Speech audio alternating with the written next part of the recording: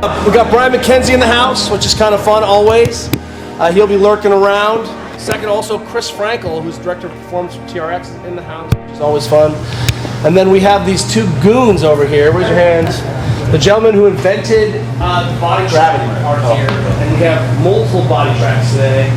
And we're going to be able to put everyone on the pressure pad and actually have the experts kind of guide us through and talk about what we're seeing. And what we're going to do today is that we're going to do a couple tests. I want to warm up, get our hips open and prepped, and the main course today is going to be front squatting from the bottom up. So can you get organized from this bottom up position and give me a little oomph? And what we're going to do is work up to something that feels sporty, where we start to lose shape and pressure, and we start to lose velocity, so whatever that feels like for you. And what we're going to do is try to get one of those on the minute for about 12 reps, 12 to 15 reps. So just 12 singles, very reasonable. And but the idea is to try to be able to kind of reconstitute this bottom shape, which is the most important position. And what we're going to do is after we warm up, we're going to walk over and we're going to test your ability to do a 5 rep max peak force generation on the mat with a barbell on your back. So you're just going to jump and see how much impulse you can put into the ground, receive impulse into the ground 5 times. And it's just about just kind of seeing what's happening around that turnaround. And the only rule is you have to go hip crease below the knee on that squat. So it's not, can I push press in my ultimate force, but what's my force looks like from this bottom shape, and how easily can I recruit that force, fascia, system, neuromuscular efficiency, the whole thing, to be able to have the chorus sing at that bottom shape on my most challenged shape. My hypothesis today is that we are sucky, and that bottom shape is our weakest shape, and it shouldn't necessarily be, but it's our most vulnerable or sort of cost expensive shape. Then we're going to do our test, which is, or prep, which is, hey, we're going to work on practicing gathering tension and being in a better position from the bottom shape. We'll squat a few times, and then we'll finish and we'll go test again and see if, even though we're fatigued, do we have better efficiency because we have better coordination and better access to that shape. So that's the hypothesis, and it gives us a chance to be on there a little bit today. Does that make sense for everyone? So, structuring this piece, I want to do a couple things. First thing, I just want to get us hot and nervous system primed. Grab yourself a jump rope. Let's do some CO2 tolerance. Let's get our feet waking up. 20 to 30 skips right foot only. If your jumping strategy changes on a single foot and it looks radically different than your regular jumping, we have a pattern interference problem. But the pattern should remain the same. Breathing remains constant through the nose. Eyes are up. Why have double unders made us less athletic? What we've done is we've perseverated on getting the jump rope around. Hit the other leg! And that's become the main focus in spite of what's happening in the body. So instead of just jumping and then jumping higher, we jump and solve some solution where we end up developing patterns and practicing less than effective jump positions. So if I'm in the air, I'm a volleyball player, and I pike and I have my foot rigid, when I come down and land, that's a lot of impulse versus being able to access to that full foot position. All right, pause. Catch your breath. All right, we're gonna go nice and easy. Let's pick it up a little stiffer now. Trunk tension is higher, which means I have to work a little bit harder to breathe. Let's go nose only. We're gonna go breathe in, then we're gonna breathe out, and we're gonna jump as long as we can on an exhale. Then when you need to breathe again, keep jumping, but revert only to nose only breathing. Here we go, start turning those jump ropes. A little faster, a little bit higher metabolic demand, a little stiffer, nice and tidy. Trunk tension is up, but I still gotta breathe here. Let's go, big breath in the nose, and all the way out. Big breath in the nose, all the way out. One more time, big breath in, all the way out, and jump as long as you can on that exhale. Enjoy that. Let the bomb go off, but don't stop jumping. Don't stop jumping. Keep going, keep going, keep going. Good, stop, catch breath. Open breathing, however you want. Go. My ninjas, I see you guys.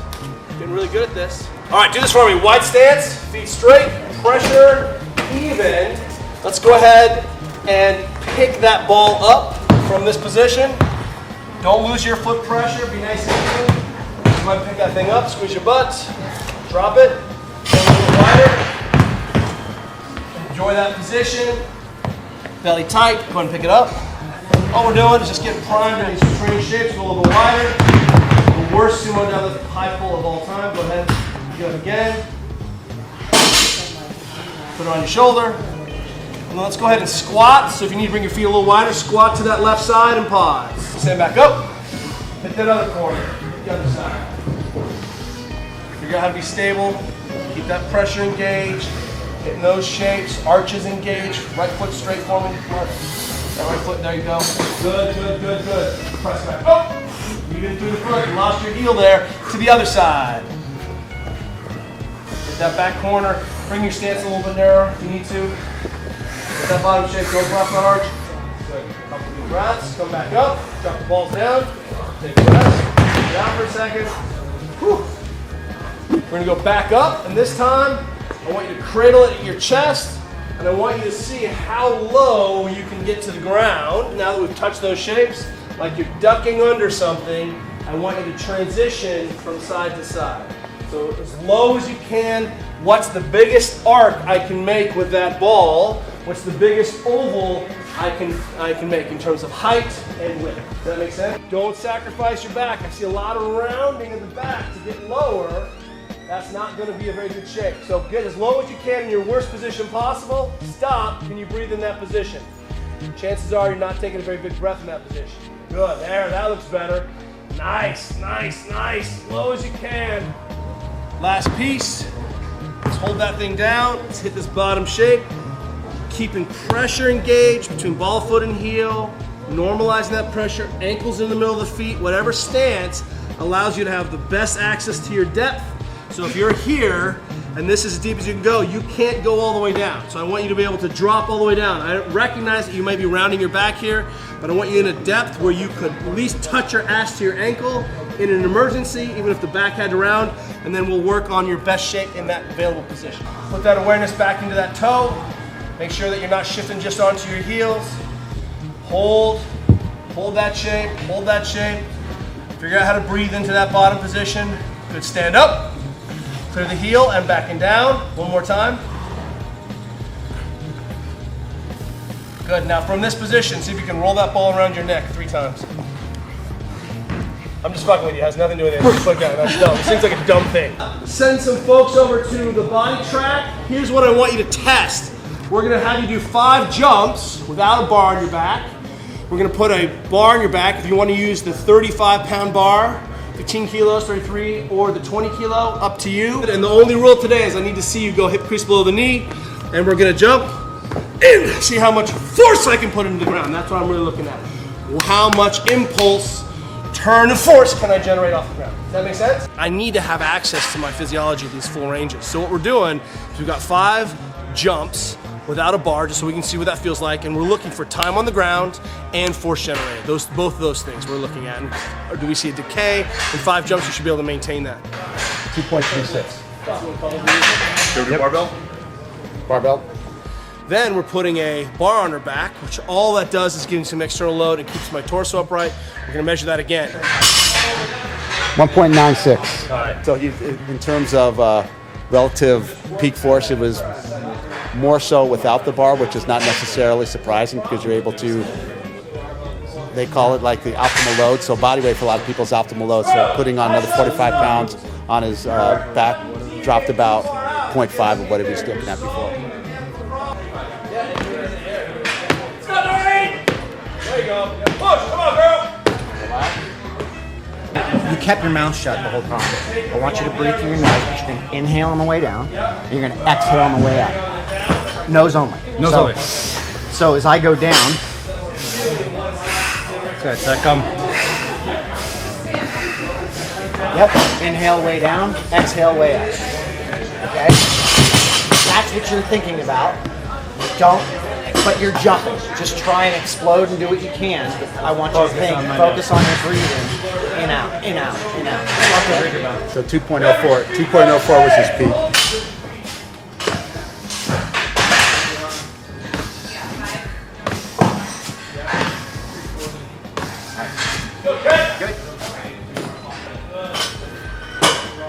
2.33. If you control the diaphragm, you control Everything for everything down. Yeah, that's amazing. That diaphragm goes out of place. Yeah. He fucking compensates. I did better on my second one than the first one. Oh yeah. Oh yeah. Wow. I felt much weaker. Well, of But course, it's because you also were like- thinking about something Yeah, else, exactly. right? But I was forcing you to breathe in a pattern by using your diaphragm, which actually mechanically forced you to make better decisions through motor control. Like your motor control is automatically going to change because your diaphragm is forcing you to find a better position. How much deviation was that? That was like, what was he? From 2.04 to 2.33. So It's almost a third of his body weight Yeah. in terms of force. Then we're going to go ahead and work on some bottom-up squatting to see if we can recruit better body positions, better movement patterns after practicing getting organized in this compromised shape, aka the bottom of my squat, and we'll test again. I want to practice, but under some tension, not such crazy volume that we couldn't go have a life outside today. Where we tend to see people lose force generation is when they become either neuromuscularly incompetent, they don't own that range, or they become stiff at those end ranges, right? Where athletes just don't have access to their power because they're stiff and they're fighting that stiffness. It's like driving a Formula One car or something, or rubbing on the wall, and the wall's pushing back, and you're up against you're high up on the wall, and you're just wobbling like this.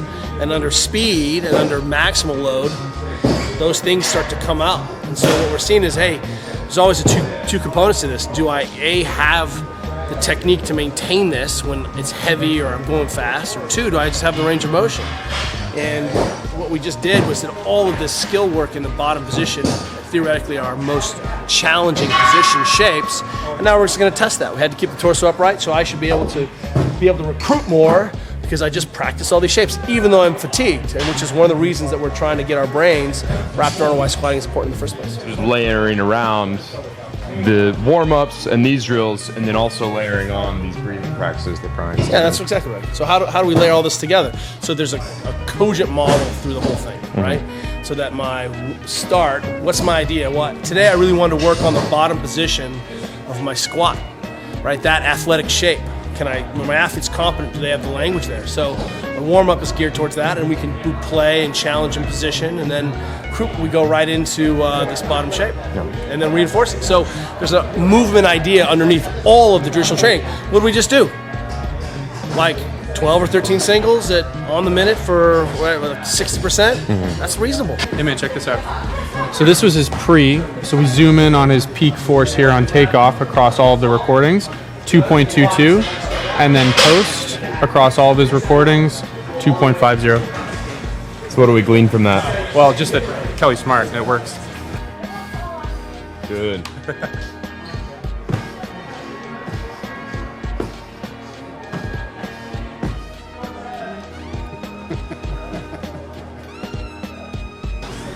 There we go. So that is at 2.89. Wow. This work? Better. So we're seeing 20%. 20% increase. 227. Yeah, 227. on breathing. We're keeping them in a creative state. So they're actually cognitively picking up the neural pathways right now are not in reactive necessary mode. So we're not high sympathetic tone. So you've got somebody in a more learned state to train. So the learning phase is just accelerating through this whole thing. So I've now done the 3-part deal versus, I'm making it more difficult because I'm more sympathetic and reactive. I'm supposed to feel better when I leave the gym. It's supposed to translate to something. Like surfing. Something that matters. Think about all the mistakes we see when people are cleaning or receiving or kind of doing these Olympic lifting style movements, and we don't pause in that position to really see and assess and feel. We end up chasing forward, or we miss the bar forward, or catch back, and you have all these wobbles, but you can't just organically generate force from that shape. So I think it's a nice black or white, yes or no, 1 or 0. Hey, I'm not strong in that position. What'd you guys learn? Did anyone retest over there? Yeah. Better, some worse? A lot better. Yeah, especially with breathing through the nose. I mean, breathing makes a difference? Yeah. I'm pretty sure we worked on breathing as our jump rope warm-up, didn't we? Yeah. Specifically focusing on time and breathing in the jumps. Yeah. The issue is that we don't connect those dots for our athletes all the time. And we just want to connect them as often as possible. We always say that if an athlete can't make the connection, it's not the athlete's fault, it's the coach's fault. I think this is a really crucial aspect to this, is that if we're practicing a skill, if you can't teach your athlete or if you don't mention it to your athlete why we did that skill and how to transfer it, I think it's 50% that an athlete will connect the dots because they're worried about so many other things. Am I doing right? Am I, you're doing it in front of you? I'm tired. There's all these, I got to get home. I have a cold, right? So we definitely want to make sure we're connecting the dots. And that's, if you didn't connect the dots between all the breath work we did and jumping over there, the failure's mine. So really own that as a coach. If you're doing a skill and expecting your athletes to carry the skill over, you have to connect that consciously right away. You're the ones and zeros guy. All right, so check it out. We did some bottom up squatting on my side. What'd you guys see on your side? What happened? Oh, the craziest thing we saw was Brian was watching us go through the protocol, and he leaned over right away and said, "Hey, let's get some breathing stuff in the mix here." And so, what was the cue that you felt like you needed to improve breathing? What were people doing? I just don't. They weren't. They just weren't aware of what they were doing, breathing, respiration, right? Like you mean when they pressurize? Yeah, exactly. Yeah, and I think the pressure. So, granted, I did see some nasal breathing, but a lot of people were just holding their breath, right? Try and do 5 reps on a breath hold. Most of them were doing like 3 with a breath hold, and then they would breathe and dump, and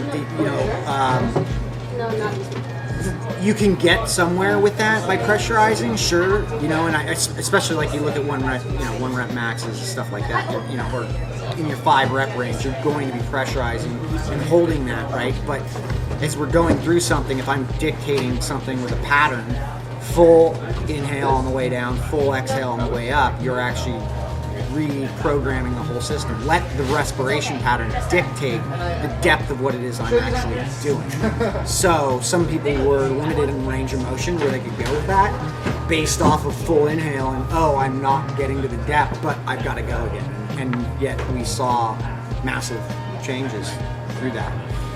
This is one of those things that we've got to connect the dots for people, right? About that, we used to laugh because your wife, pretty good rower, and that's 2 for 2 Olympic gold medals. And we'd ask her, when do you breathe? And she'd say, I just breathe a lot. Breathe early, breathe often. And that's really not what you're saying at all. You're saying that, hey, we can be a little bit formal, especially if the activity lasts more than 4 to 6 seconds. We're going to have to be aerobic. And rarely, I'm trying to think of any sport where I get to just hold my breath and that's it. Well, interestingly enough, too, is that doesn't happen, right? I mean, that's not what sport is. It's about being able to change that respiration demands on the knee. Yeah, and her respiration, and I obviously got to watch that, was when she settled in at 20 minutes into things, that respiration pattern slowed down, was more consistent with the pattern in which she was moving, and she stayed with it, right? Never lost it, right? And that's what I think a lot of people at this point are doing, is we're not thinking about that. And we lose the respiration pattern, and if you lose that pattern, you're losing compression, you're losing stability, we're losing a lot, which that then turns into the chemistry of everything, which in turn changes the neurobiology. Some of the quick crazy things we saw was people would come in and do their baseline, and you would hear them landing like this, and then Brian would cue them up just to focus on respiration, and you would all of a sudden, they didn't go from this to this, but you definitely heard a difference in the quality of their landing. So in terms of being able to coach something that they can focus on and then have this kind of systemic biomechanically, systemic aerobically, systemic biochemistry, it was pretty sick. He was expecting to see it. I was a little bit shocked. It was pretty amazing. I saw a lot more foot flare before than after technique perspective, and then before a lot more pressure to collapsing inward, especially on takeoff. It's interesting. Our warm-up had breathing, right? And we saw that people fell apart when their breathing went south. They literally couldn't do a little skill like jump rope. They would flare around or stop. Then we also cued. I actually stopped the workout and said, hey, let's go ahead and practice pressurizing. And then our failure as coaches I'll put it in quotation marks, to connect the dots for someone to come over here and be like, hey, when I'm at my peak spot, how do I create the most stability in that moment? I think that also helps us see a little deeper into the fact that people believe they've got to torch themselves in order to do well at something. I feel like I'm torching myself. Versus, a little bit more control in this, and I'm actually doing something. We see people are over stiffened all the time, right? People are so stiff. We're like, who moves that way? But the breathing forces you into, you can't be stiff and breathe at the same time. And the body knows the appropriate amount of stiffness for the task demand. And then the breathing can drive the rest of that. And more importantly, I think it's just the practice over and over. I tell you what's amazing about the Boditrak is that the feedback, someone wouldn't believe you until they saw it, right? Like, oh, I think that feels better. But we want to be able to move past that, you know? And in a lot of the weightlifting movements, I mean, forget the balance and control. Like you saw it, you're like, oh, look at the foot all over everywhere, you know? Versus suddenly someone can come back in, have that feeling, and see the changes. That's believable. And I mean, people should be jumping less. They're fatigued. They just did a bunch of squats. Why are they jumping better? That makes no sense. No.